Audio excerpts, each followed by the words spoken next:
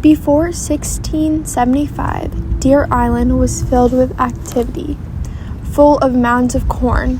It would have been difficult to miss the presence of indigenous people on Deer Island. Deer Island is called Deer Island because of the abundance of deer on the island during early days of European colonization.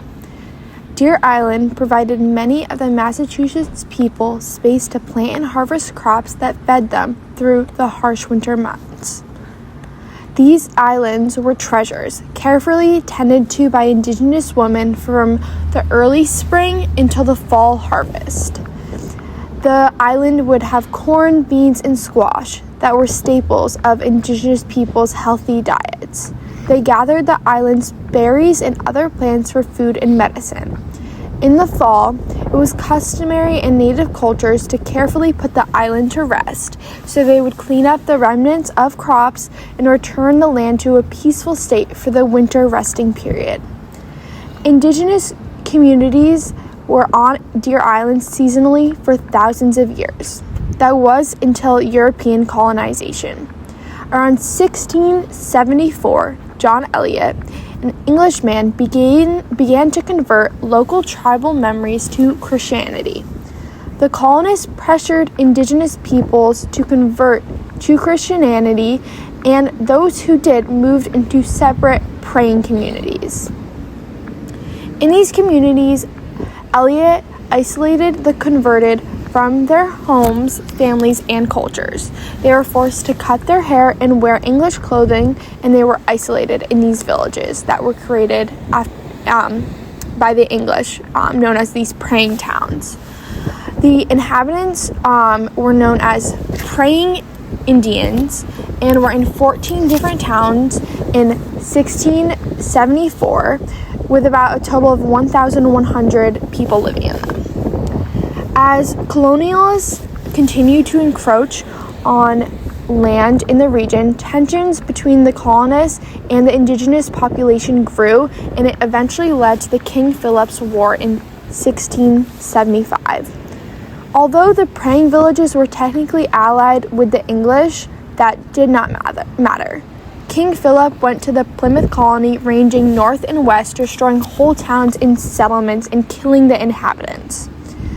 In 1675, the colonists set up an internment camp on Deer Island to relocate Christianized indigenous people whom they believed could turn against King Philip and join the rebellion. They were forcibly removed from their homes and imprisoned on Deer Island. The people of the praying village of Natick specifically were rounded up, put on boats, and taken out to Deer Island, where the currents were too strong for even the most capable swimmers to make it back to the mainland. This was just to make sure no one could escape. Many of the younger, strong men were captured and sold into slavery in the Caribbean. 200 or so women, children, and old men were left on the island with only what they could carry. Many of the men living in these praying communities were also forced to join military and attack other local indigenous tribes. On Deer Island, about 500 to 1,100 people, mostly members from the Nipmuc Nation, what is known as South Natick, made up that population on Deer Island. During this time, the English Council directed settlers to kill and destroy any indigenous person who posed a threat or hostility or aided the resistance. Deer Island eventually became overcrowded and a secondary incarceration site opened on Long Island. Due to starvation, the freezing temperatures, and the lack of shelter, very few survived internment. Colonials released survivors in May of 1676.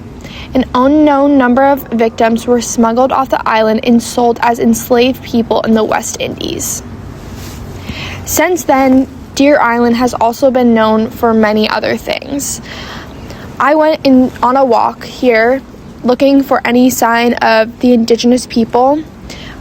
Apparently there is a plaque. We were not able to find it. There was ones about Irish immigrants and other immigrants who had been harmed or were being represented on Deer Island, but the indigenous people were not recognized. sound off because I have to do my voiceover.